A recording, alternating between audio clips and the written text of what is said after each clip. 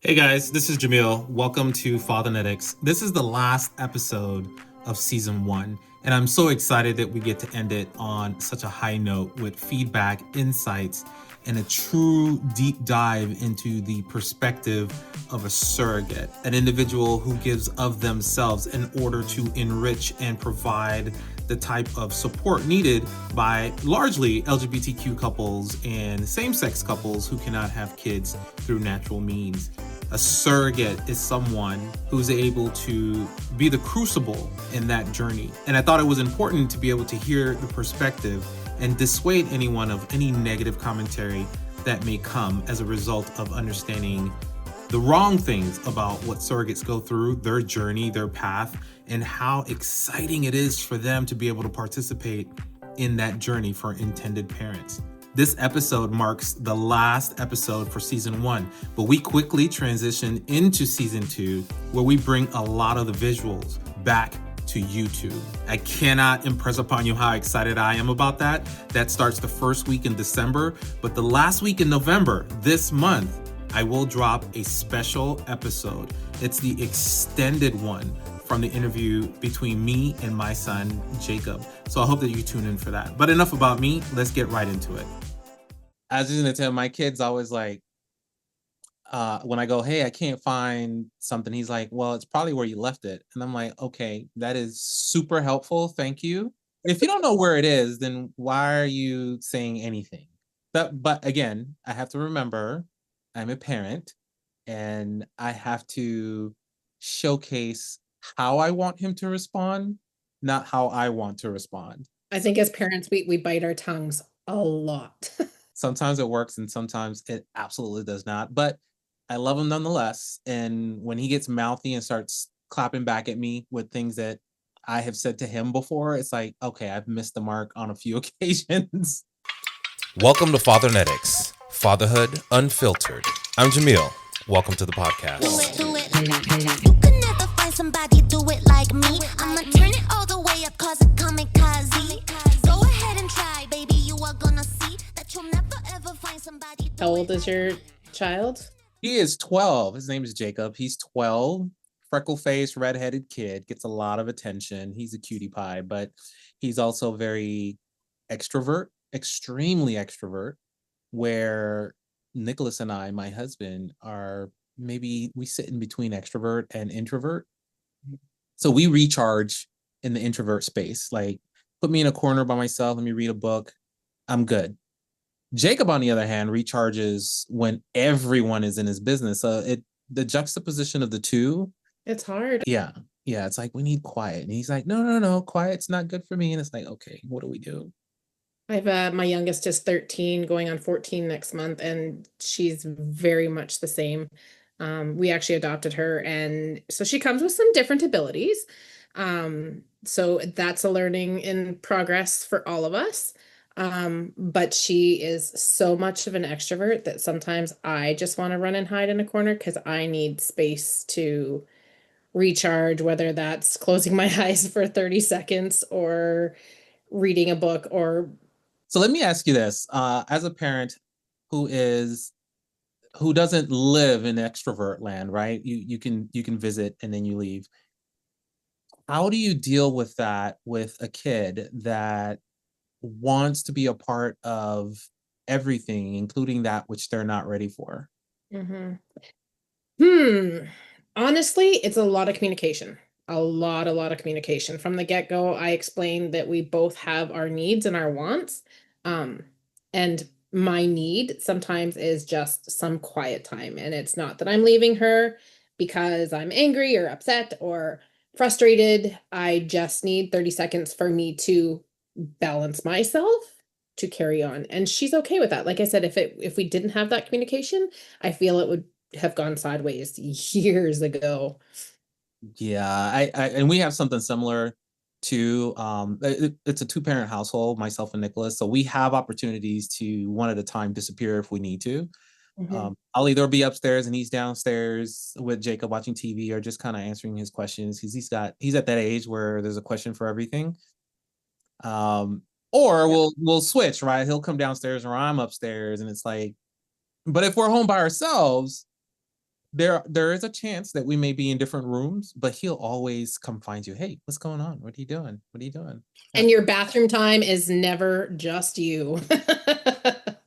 That will continue on for life. Yeah, I love her to pieces. And like, I'm a two-parent household as well. Me and my husband are also two different people. So he's extremely quiet. I'm not so quiet. He likes, I don't know, he kind of is that, likes people, doesn't like people kind of thing. But it's always me, right? She always comes to me. It's always me that I don't know if she grounds herself with, or just I'm mom. Um, so it can be a lot some days. You know she's gonna get something from you. You're always gonna engage. Yeah, and I feel that's what it is. I truly do. She's 13 going on 14, like I said. So it's that hormonal, wanting to be like mom, but also hating parents because, we're the worst things alive sometimes, according to them. But yeah, I love her to pieces. I love her to pieces. Honestly, we have a 22-year-old who is biologically ours. So it was a lot different raising her with no different abilities. She's neurotypical. So just this whole parenting gig is hard. It's extremely hard. So you said neurotypical. Is ADHD a space that is familiar to you? Yeah. She's also got FAS and ODD and ADHD and OCD, and it's a lot of alphabet letters. Yeah, we adopted our child as well at 4, so he came with ODD as well as ADHD, and there's another 3 letters something in there somewhere. He's come a long way. Yep, they do. Very long way. So I'm grateful that Nicholas and I, probably much like yourself, took the time to really kind of study up on what all of those things mean. And Mhm. what I will say is, knowing more about these things helps you kind of have the patience necessary to deal with them. Because I know I've heard of ADHD before, but really didn't conceptually understand what it Yeah. meant. Back, I'm gonna say like 15, maybe 20, maybe more years ago. It was more like, give them, what is it, Ritalin, and hope that cures it.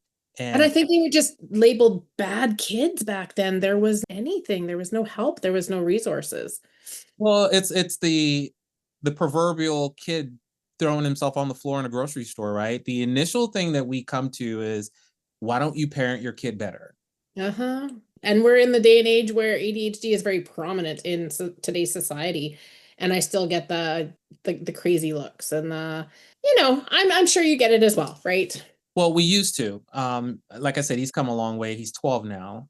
But I would say that I was probably in that category of being ignorant enough to say, this person is not managing. If that was my kid, that's the answer that we get.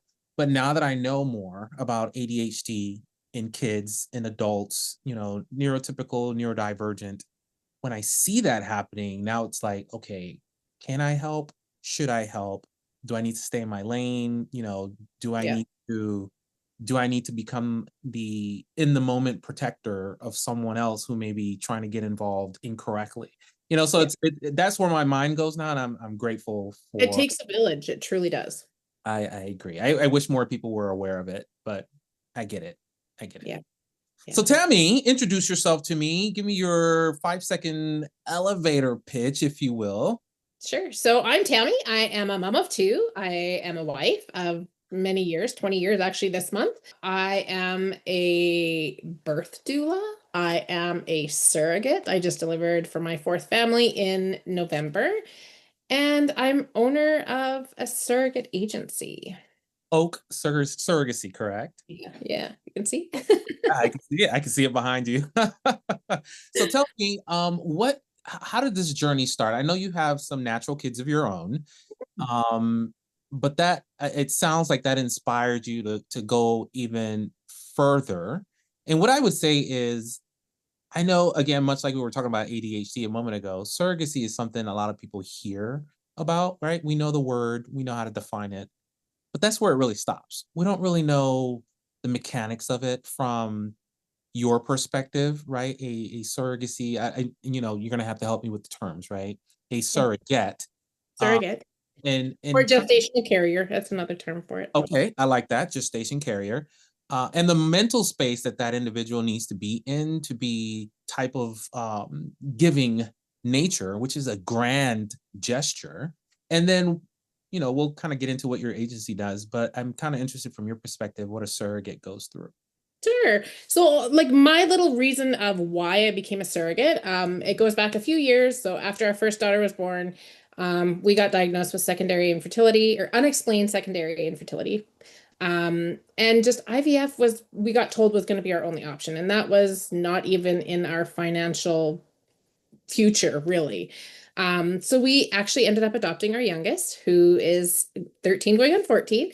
She was just a little bit shy of 6 months at the time. So because of somebody else, we got to finish our family. And then, oh, it was about 2027, maybe 2026, actually, sorry, 2016. Wait a minute, we're in the future now. In the future. So 2016, I actually had a friend come to me and in her own infertility asked if I would possibly use my eggs and my body to help finish their family for them. And in those terms, that's actually called a traditional surrogate. And I went as far as doing a ultrasound just to see what my ovaries were like, because that would be a big part of it. It didn't work out. I also have PCOS, which is polycystic ovary syndrome. So getting pregnant that way would be possibly, impossible, actually. So that brought me to the next stage of following along on a friend's journey of being a gestational, aka surrogate. And so I asked her a few questions, and then another friend signed up to join as well. And I had a conversation with my husband saying, could we do this as a give back? We got to finish our family because of somebody. Can we possibly help somebody else either start or finish their family? So in 2017, I joined my first agency and started the process to carry for my first family. How important was that? And I'm looking for a pen, which is why you see me looking. That's I usually take notes so I don't forget my question, but I can't find my pen. Oh, here it is. Yay. Okay.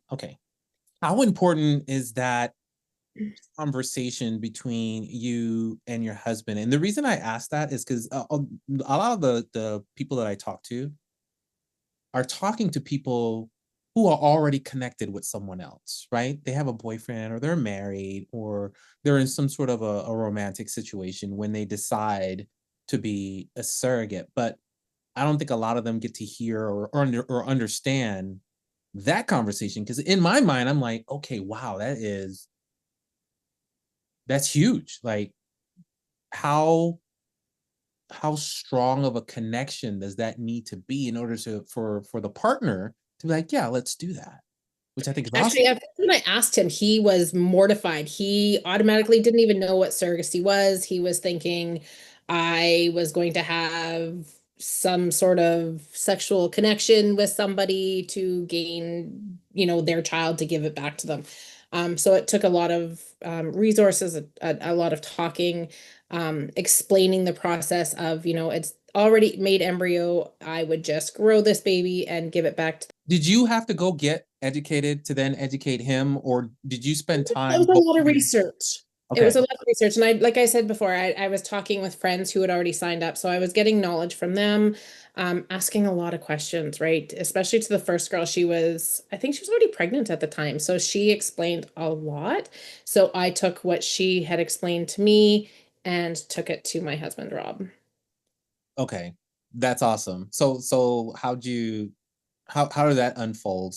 How'd you bring him into the fray? Well, like I said, at first he was a little like in shock and a little panic, thinking I wanted to leave the marriage. Like it was just a really weird conversation. And then I was like, wait a minute, I think you're taking it the wrong way. And I explained the process and he really was, getting on board. I live in Canada, so our different surrogate laws are different than many other countries. So I had to explain that there was no financial gain from this in Canada. We do this out of the kindness of our heart. We only get reimbursements for anything that's reimbursed, like pregnancy or journey related. And he was really on board with that because he knew that we were strong enough. We were done our family, so there was no way in heck that we wanted to have, another family member join. So he really was on board, and he's like, well, let's just see, what happens or how far we can go. And a year later in 2018, I delivered a little girl for a single dad out of Chicago. Well, you know what? I want to take 30 seconds to say kudos and thank you to your husband. I think it's amazing to have such a partner that can support you during that process, because I know that's quite the mental gymnastics, especially when you're going through a pregnancy with hormones and you're carrying a bundle of joy for someone else. So Yeah. I mean, that's fairly incredible.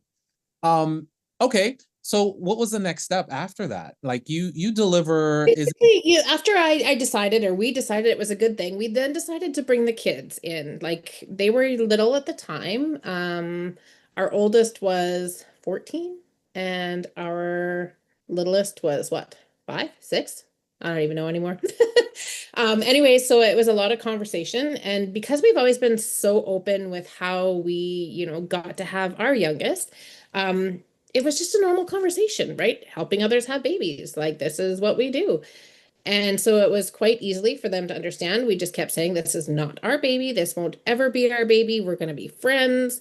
And they were so on board, truly, truly. And so that brought us to the next step, which was joining the agency and starting the process of finding the match for us. okay. So what is the legal process in Canada for surrogacy? The legal process is really quite simple. I mean, the first and foremost law for Canada is absolutely zero compensation. So that is always part of the legal process. Um, so we have to be aware of the laws before we sign up, and that's just basically giving us the knowledge to what we can do, what we can't do.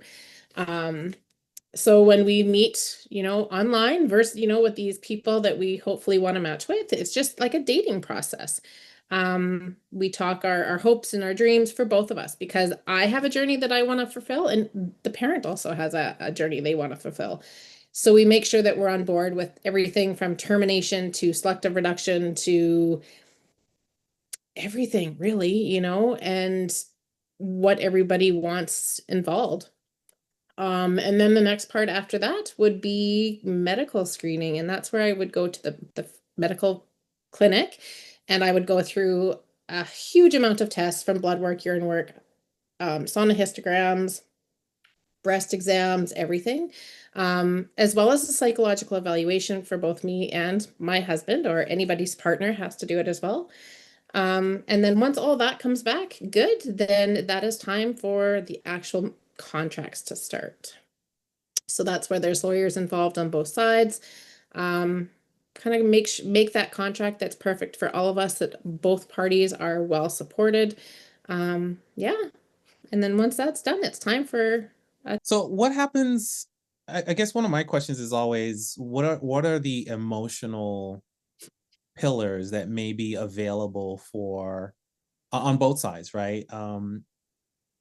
I hear a lot about the expectant family Mhm. going through the roller coaster ride of maybe you have a child, maybe it didn't complete, maybe there was a miscarriage, something happened, right? Um, is that the same type of emotional roller coaster a surrogate would go through? Yeah, and I could actually honestly answer that from my own experience. This past journey, it took us 6 tries to get pregnant. Actually, pardon me, 6 tries to get a baby into their arms. The third try, actually, we did get pregnant and we ended up in a 23-week loss. So it was a loss for us, for my body, as well as them being the parents. So having that loss for all of us, it's a huge roller coaster ride for sure. The emotions are high to low to hate to everything. So how do you climb back from there from your Ooh, first side? How do you say, okay, I'm I'm gonna try again. We've got 3 more embryos. I've got 3 more tries in me, or is it let me sit with this for a few weeks and make that decision? It was a healing journey, really. Counseling for all of us. We all, like, the parents who were dads from Italy, as well as me and my family, went through counseling. And then just physically healing as well, right? Because I still had to deliver. So I still had to heal from that. And then when we just felt like it was ready, like I was physically, mentally ready, I made the offer and said, if you guys are ready, let's do this. Nice. Mhm. Okay. So I do like that. So as a part of your agency, because it's your agency, you're leading it. Are you I'm assuming you're not the only surrogate that's a part of your agency. No, no, I've got quite a few actually. So even going through this emotional journey, you're still trying to support them through their journey as well, which could be fairly straightforward, or it could be just a very crazy zigzag. Absolutely. Wow. Okay. How many surrogates do you have? If you can just Right now I have 16, 17 that are in journeys. Oh wow, that's amazing. Yeah, so we're a fairly new agency. We actually only started up in 2022. Um, yeah, so we've got babies here, babies on the way, journeys just starting. Yeah, it's good. So It's a is it really word of mouth?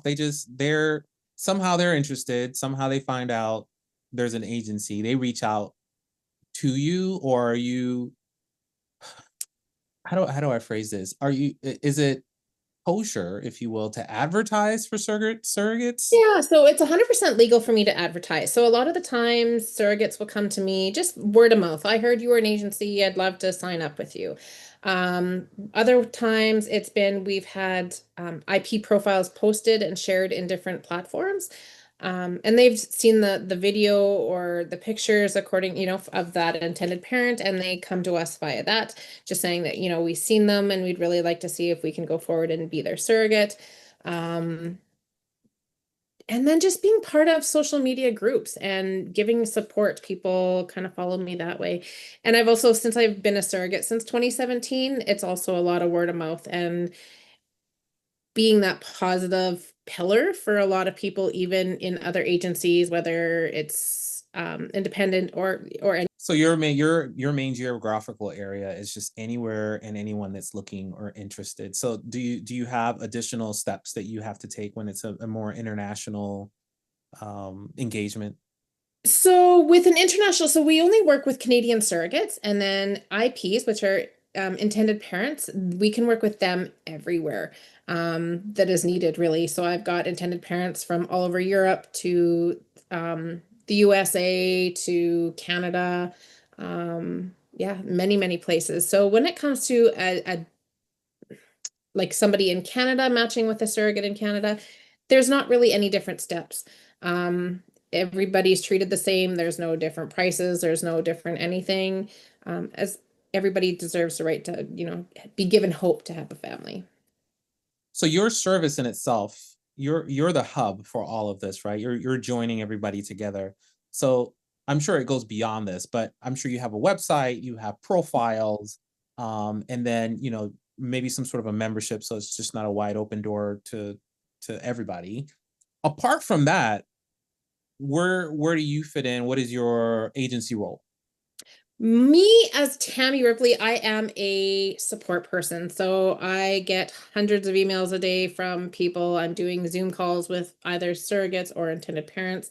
But mostly my role is to be that support for the surrogates, making sure that they get to their appointments, book their travel, book their airlines, making sure that they have money, from the trust account so they can afford to eat, at their appointment or whatever the case. Okay, so you're like following up, making sure health is where it needs Heck to be. yeah. The roadmap that you've outlined for this journey is hitting all the milestones.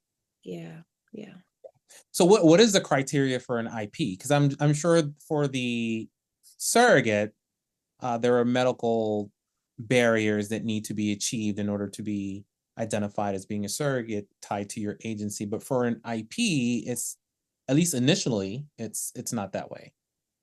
So we don't necessarily have criteria in many aspects. So it's basically they automatically know that this journey is going to be a huge financial risk, I guess, if that's the word I even want to look for. Um, because nothing is guaranteed. Like they could go through the IVF process, have their embryos ready, they could transfer to the surrogate and they may never get pregnant or they might have losses. So they need to have that financial backing or have access to the money that they're needed to require for lawyers and clinics and medications and etc. As well as their reimbursements. And that can, that'll be definitely dependent on their contract with their surrogate, how much is needed. But also to be caring human beings, compassionate human beings. Be honest with their words, making sure that what they say is something that they're going to stand up to. If they're going to tell their surrogate that they want all the communication in the world, they need to stand up to that and make sure it happens, right? Because we don't want that relationship to, go down to ground zero, over something that could be, talked about at the. So what would you say is a good percentage of IPs and surrogates that have decided to stay connected? On an app, that's a tough one when we don't really have statistics. I'm going to take a really big guess. In all of Canada, I would say probably 75%. Oh, that's a good number. I think so. I mean, there's been journeys that, have gone sideways for no real reason. But I'm going to say most surrogates want to have that relationship because we aren't being compensated. So they want to have something to look forward to, whether it's, the pictures or the videos or those video calls, just to say, hey, this is what our child is doing today. And it's just amazing, actually, if they can have that relationship. And it's so much easier these days to just be tangentially connected with Instagram and TikTok and Facebook and kind of see that journey that a lot of excited parents tend to take when they have new kids. Some of them are less so, right? They're like, okay, I have a kid, no more social media, see you later, which I completely understand as well. So do you have any fond memories now of kids that you've helped to deliver to this world, if you will, that you're still connected to, and they're like I've actually got connections with all of them, but I guess, it's been, I guess I'm involved in all of their lives in some, way. My third journey, I actually went to Spain for her first birthday and her baptism. So I mean, the relationship is there. We have video calls and the same, like I get video calls all the time from the people I just delivered for as well. And their daughter's only 9 months old. So it's nice to just have those small moments. Now the youngest is waving on video, so she sits there and does that big 5-finger wave, right? I don't know, it's also meaningful to see that these people have grown up as a family and they've become the parents that they've wanted to, always be. So what are some of the misnomers of this process? Oh, What there's are the pitfalls that people would need to know about, apart from being mentally prepared and financially prepared? It's like, if I were a IP today and I'm like, okay, I'm just starting this journey, Mhm. what is that recommendation you would give them? Knowledge is power would be my first comment to that. I would make sure that you know and understand each and every step, from lawyers to doctors to clinics to even us as a family, right? Get to know your surrogate and be aware of how life changes, really. Um, and to also know that, like, the surrogate has feelings too. So if there's something that happens, a failed transfer, we also feel those feelings, right? Um, we're not robots. We're not being forced to do that. That's another thing I hear quite a bit, is that we're being forced in the world to make this decision. We're not. This is all me. I have to sign everything saying that it's all me, and I'm so happy to have done it. This reminds me of that one show that's on The Handmaid's Tale. Like, yes, yes, that show is crazy, but I think that that may have helped to kind of muddy the waters a little bit.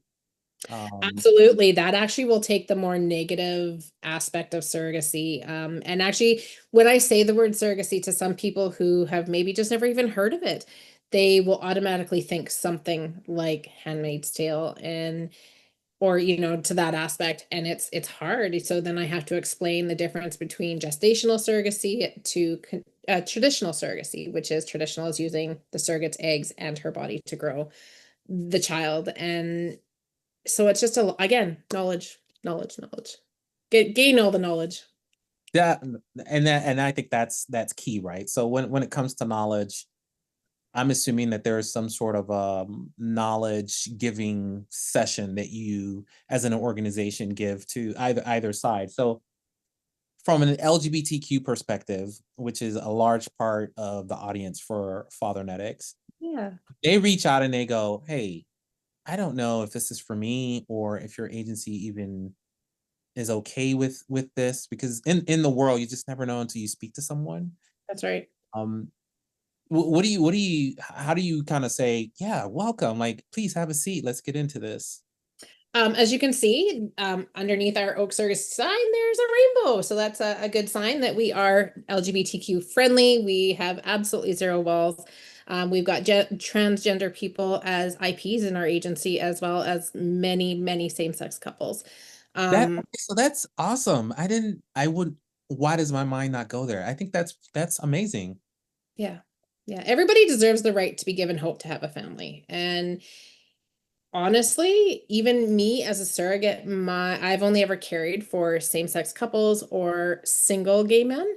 Um, my journeys have been phenomenal, and I connect better with guys, and I feel a lot of our surrogates do as well. But I mean, to each their own. I've got many people who have matched with heterosexual couples as well. But to welcome anybody, I love to have Zoom calls. I love to get to know their story if they're willing to share it. Both singles, couples. I mean, I love to chat. I really do. So is this more of and I apologize for the ignorant question, but is this more of like a swipe left situation?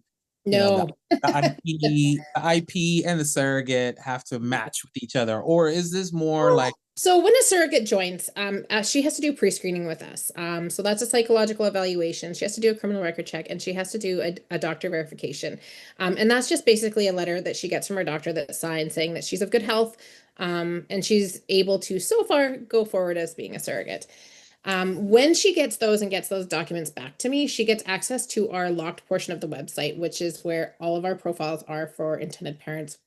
At that point, she gets to choose whoever she wants to have that first connection with. So she chooses Matt and John to be, the people that she loves, likes their profile. I would then get in contact with them, giving all of her information from her application form and her profile, and they would talk it over with me, with them, whatever their heart desires. And we would start that initial email connection. And then from that point, they kind of go off on their own. Depending on where they're at, I would say text them, use WhatsApp, whatever is their best communication, but to also have those video chats. And we call this the dating phase. And it sounds, kind of weird that you're dating this girl, especially if you're a same-sex couple, but this is going to be your best friend. She's going to be that extended family member, carrying your baby. And we want you to have the best relationship possible.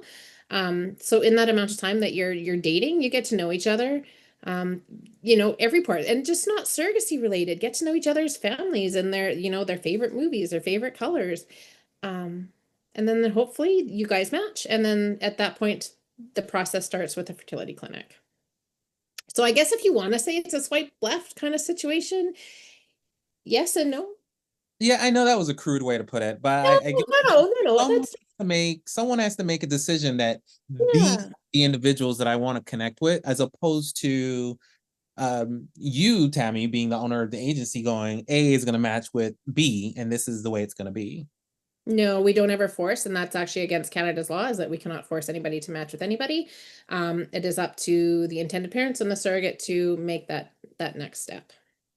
So that profile from the intended parent, is that structured, or is there like a video section? It's like, okay, you gotta tell us about yourself and make it awesome, catch some attention. I want them to be authentically made by you. So we ask for a letter, and we ask for a video, and we ask for some pictures. That video, I don't care if you're sitting on your couch having a beer with your husband, partner, girlfriend, whatever. Just we want to hear you who you are, why you need surrogacy, want surrogacy. And tell us a little bit about you. And you want to highlight who you are. You want to have this surrogate basically fall in love with your profile, however that looks, right? We've got people who've had lucky, family members who've been able to help them out with videos. They're a little bit more professional. We've had people seriously sitting at the coffee table, having just coffee time and talking on a video, and they've matched as well. So there's no real, it doesn't have to be anything professional or anything. It's just as long as we can see who you are. Have you ever had a circumstance where you've said, we're not a match, IP candidates, go forth and conquer, hope you have some luck somewhere else? To come to the agency? Yes, absolutely. And I find it's just because maybe personalities clash. Maybe their idea of having a beautiful journey with having their friend, the surrogate that they meet to carry their baby. And sometimes they just actually want that baby delivered at the end and they don't care how it gets there. I just don't feel like those people are best for my agency. The surrogates that come in want the relationship. They want to have that friendship, and be treated like people, not just Yeah, what I have heard is it is important to not make it so mechanical.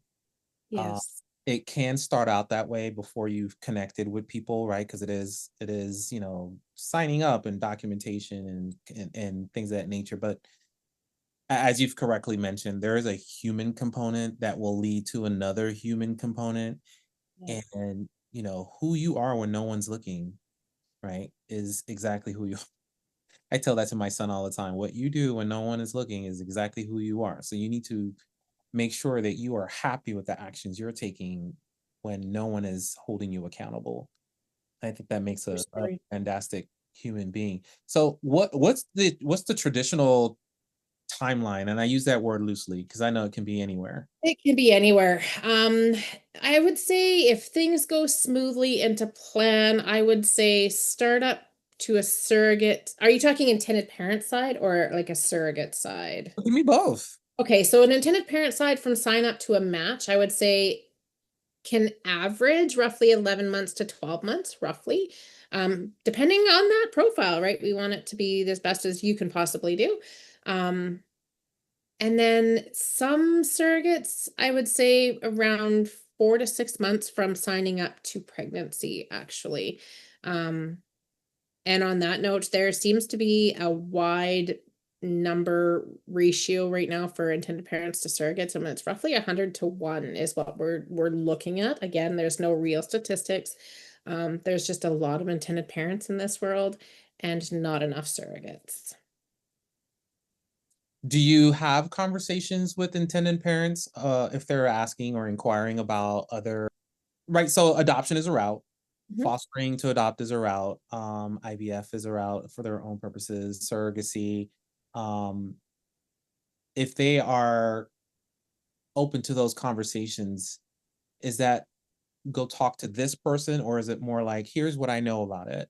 So usually at the point of them looking for surrogacy, they've been with other agencies. They've, maybe they're different countries. Their country won't allow a same-sex couple to adopt.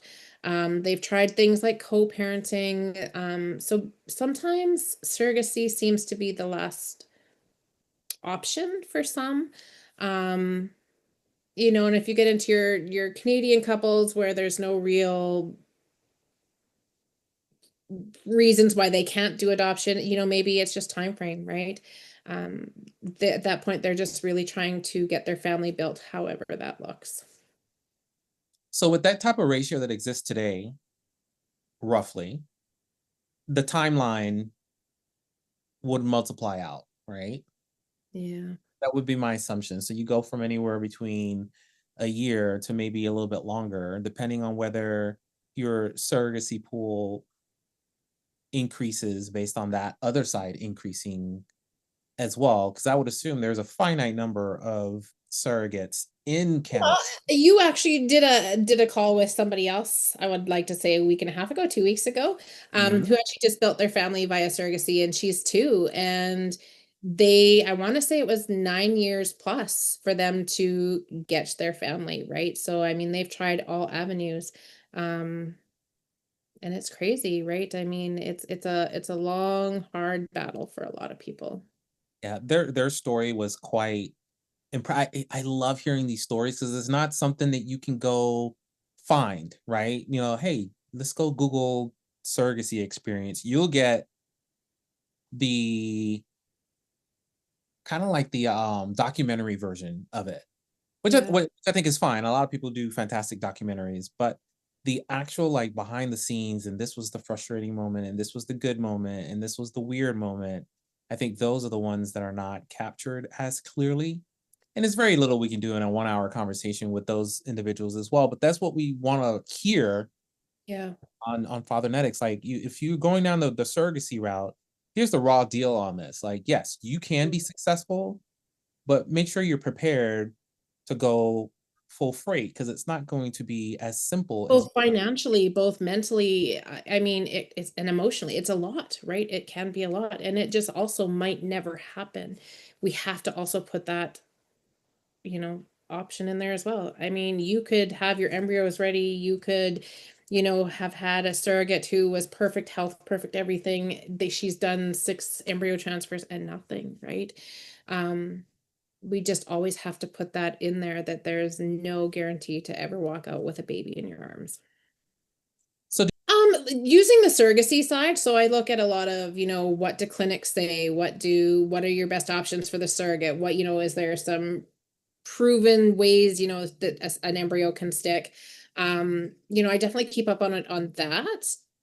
But to actually dig down into the science, I guess in my own journeys, I've had a lot of different testing, different procedures just to help get us a baby at the end for the family. So, I kind of use my own experience to help with that as well. Those are class reunion plans where everybody gets to come back in 10 years and we see every. I love it. I absolutely love it. And I love having access to the families I've helped create and just following their journeys in parenthood, even, not necessarily the kid side, but because I've never really fallen for the babies or the kids. My relationship is with the family because I get to know them so well before we even start a journey and then during the journey. So seeing them, go right now, like the oldest little girl that I delivered is 7. So she's this human smart little girl who's she's a first daughter for her father, so seeing everything happen and he's in her professional world, and so having this daughter who's, I want to see that preteen because she's very smart and very yeah, I just love it. I absolutely love it, and I hope one day, my dream is to have everybody together that I've helped deliver and their families, and just kind of have a big hurrah. Truly, I think that would be a big goal for me. That would be quite the photo. That would be amazing to see at the end of the day, because I mean, what you're doing is really helping a lot of parents meet that desire and goal that they have in life to expand their families and hopefully create a better tomorrow, if you will. Have you ever thought about expanding your own organization into a different country? There's a lot of legal things with that, and I'm just not willing to jump those hoops. I like the laws of Canada and how surrogacy is related to this. We lead a non-compensated, program, and if we were to jump in other countries, it would open that up to having to be compensated, and that might not be a battle I want to deal with. Okay. So last couple of questions here. What kind of groups are you in where you are having conversations and providing insight and feedback to those who are asking about surrogacy? Facebook groups actually, for the most part, are absolutely phenomenal. Again, it's going to come with controversy on both sides. Could be a lot of drama, but they're good. They're actually a good group. There's intended parents in there, there's surrogates in there, and just sharing positive information, and sharing my experience as both a surrogate as well as an agency. It works for us. It definitely works for us. Do you do any of these in person? Do you have like sessions and like meetups or like pride I events or haven't yet, just because we are a small agency. There's no issues finding intended parents, I guess. So, I mean, they always are going to be there. It's getting out and finding the surrogates, really. And any agency in Canada will also find that. So putting on seminars for intended parents might not be the best idea, but if we could find a way to authentically find surrogates to come to us, I think that would be the better option. Okay. I like the way you said that. And how do people find your agency? Online. Honestly, in groups, Facebook, we're definitely there. We're on Instagram, we're on TikTok. You name it, we're there. Is it oaksurrogacy.com? It is, I absolutely. mean, that was simple. I just guessed at that. Yeah, But you're also on Instagram, which is where we found each other. So I think that is a valuable platform as well as we continue to have conversations with intended parents. There are a lot of intended parents out there that are kind of in that waiting mode. They're waiting for a surrogate to be available because they're, for lack of a better term, they're in high demand. And depending on circumstances and legalities outside of Canada, they try to make things, I say they, right? The royal they try to make things so complicated beyond belief. It's like we're just trying to. We all have a common goal to create families for everybody, and I wish that we would all be on that platform. I agree. So last thing here, I know you adopted your youngest. How was that process for you? I know that's a little bit different than surrogacy. It honestly, it could not have been any more smooth. It was what we call a private direct adoption. So we didn't go through an agency. We didn't go through, any homes or anything to find her. It was kind of a friend of a friend situation. You are well connected. Yeah, it just so happened it was like kind of the luck of the draw. I don't even like saying it like that, but it really truly, we were really putting our hearts out thinking that we were done our family, right? And all of a sudden one of my friends had an employee which happened to be my daughter's birth grandma. And she needed to find a home for her granddaughter. So that's just how we got connected. Yeah. And Is grandma still around? She's still connected? We were, so it's been a few years, but yes, there's always been a connection. And unfortunately our daughter's birth mom just passed away a couple months ago from an OD, so that's been a huge hit for our family as well. So Oh, that's unfortunate. Yeah. Well, she's got you and what you're doing, and it sounds like your family is kind of all in on this, which is so rich. It is an amazing connection that all of you could be on the same page with surrogacy and helping others extend their families. You don't see that often. So I do want to emphasize that. It takes a family, it takes a village, and I will always say that for every situation I'm in, it takes a village. All right, Tammy, last word. What do you got to say as far as encouraging those to stay hopeful? I like that. Yeah. It's a long process. Stay hopeful. Yeah. Okay. Well, Tammy, I want to say thank you. This has been fantastic for me. I think just getting the perspective from the surrogacy side is valuable because as you've mentioned before, there's a human component on that side as well. We often hear it from the intended parents side, and that's not a bad side. It's just one-sided. So we want to make sure to bring the part B into the fold and make sure that everybody's kind of hearing from different perspectives. This is fantastic. So I appreciate your time today. Thank you for giving me your time today. All right. Thank you. Have a good day. One, two, three.